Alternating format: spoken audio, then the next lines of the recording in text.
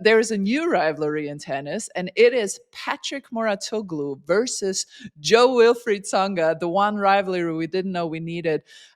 It's been brewing for a while, and I don't know if you followed it Yes. exactly, or for people who are listening to us who haven't followed it, I can't wait to hear your opinion. Basically, Jo-Wilfried Tsonga said that the top 10 back in his day were much stronger than the top 10 is today.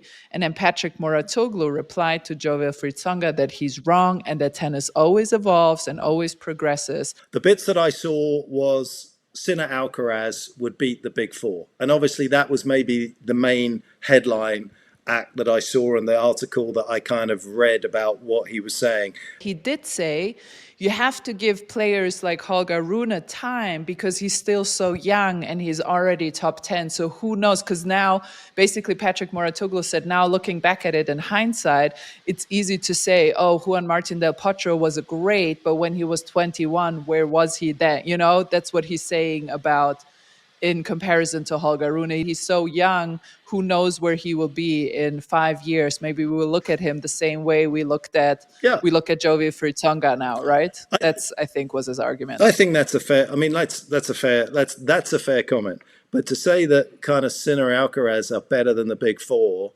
at this stage already of their career, I just think is a stretch. That's just recency bias. That's all that is. That's you know, for me, it's just like, you know, you just, because you're seeing them every single day, you just think, well, for sure they're the best players because that's what I'm seeing all the time. You can't tell me that Pete Rafa on clay isn't beating those guys. There's just no, I mean, let's just take a look at Rafa as an 18, 19-year-old. Let's just take a look at his 2005 season. Roland Garros, Monte Carlo, Rome, Montreal, Madrid, Barcelona, Beijing, Bastard, Acapulco, Stuttgart, Miami runner-up in that season. You really did your research on your argument. It's the best teenage year of all time, in my opinion.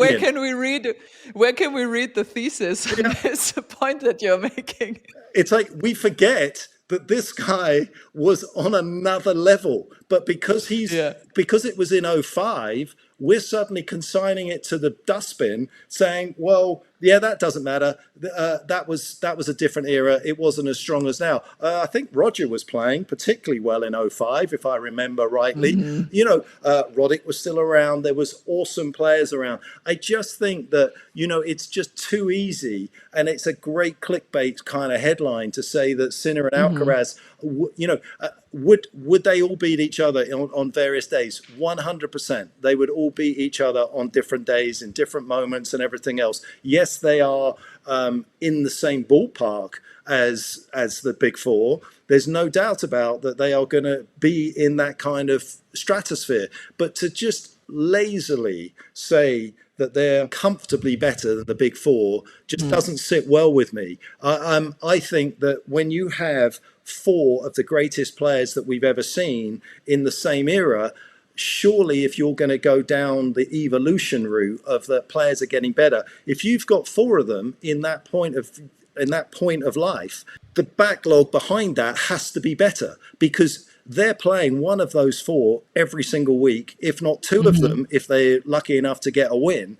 And therefore, all of those players that were behind them, the Berdiches, the Dimitrovs, they're clearly getting better because they're having to butt up heads against these guys every single week. And so therefore, I would make the argument that back in the day, the top 20 was way better than the top 20 we have right now, because basically what you're saying is there's two guys that are great and everybody else isn't close to them, because that's the argument you're making. Well, so I have one issue with it. And then the other thing that I will tell you is what Boris said. And I felt like it was a very simple argument he made that made me shut up right away.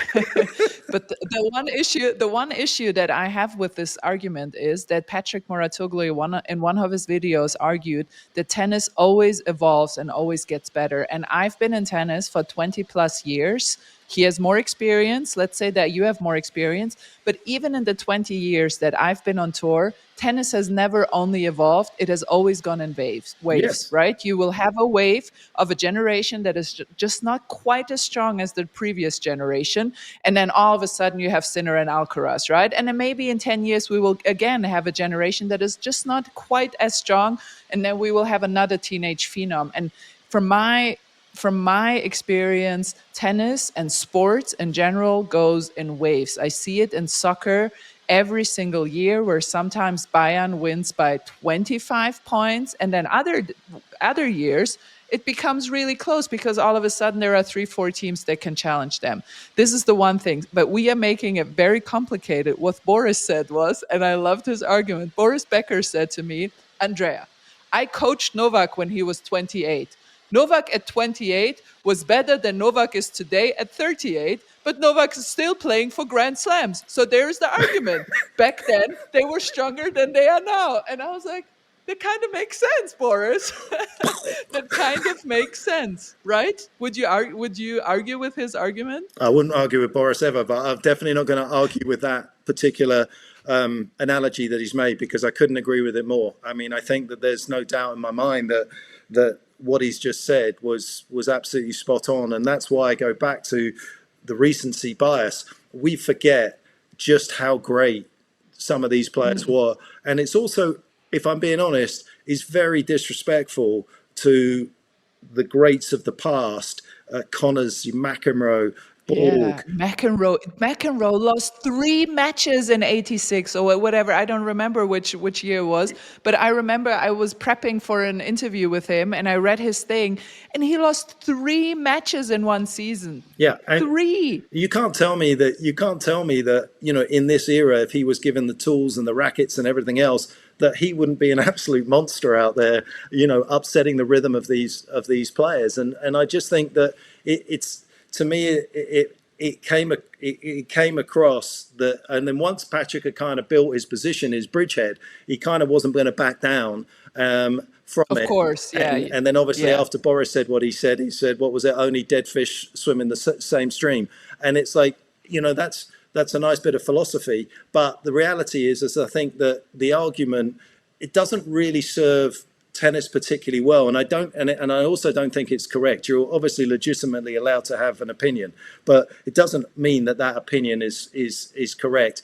And there's no real way of measuring it, Andrea, is there? There's no real way of saying it's just sort of out there. But having watched, and I was fortunate enough to watch nearly all of the big 4 matches. I mean, 60 matches between Novak and Rafa, and if I missed 2 of them, it was a lot. I mean, I'm watching Carlos and Yannick play, and there's no doubt for me that what I was watching back then was equally, if not superior, to what we're watching right now. I obviously would love to see, and we can't do it, maybe AI can do it, but we can't do it. But we'd love to see, like, obviously those guys go head to head. So yeah. Yeah, I mean, maybe one day we will be able to project it onto a screen or whatever. But I agree with you, and I do think even us watching tennis so close up, and yes, Patrick has maybe done the same, it's still a very different thing to Jo-Wilfried Tsonga, who maybe in any other era would have won at least 3 major titles, having played these guys, having been on the center court of Wimbledon against these guys, having played them on Arthur Ashe at the US Open. That's a completely different experience to have and to base your argument on. And I'm not a big fan to say, like, oh, just because you never played, you can't know anything about tennis. I don't think it's correct. But I do think it adds a layer when you have played the guys and you have felt what it feels to play them.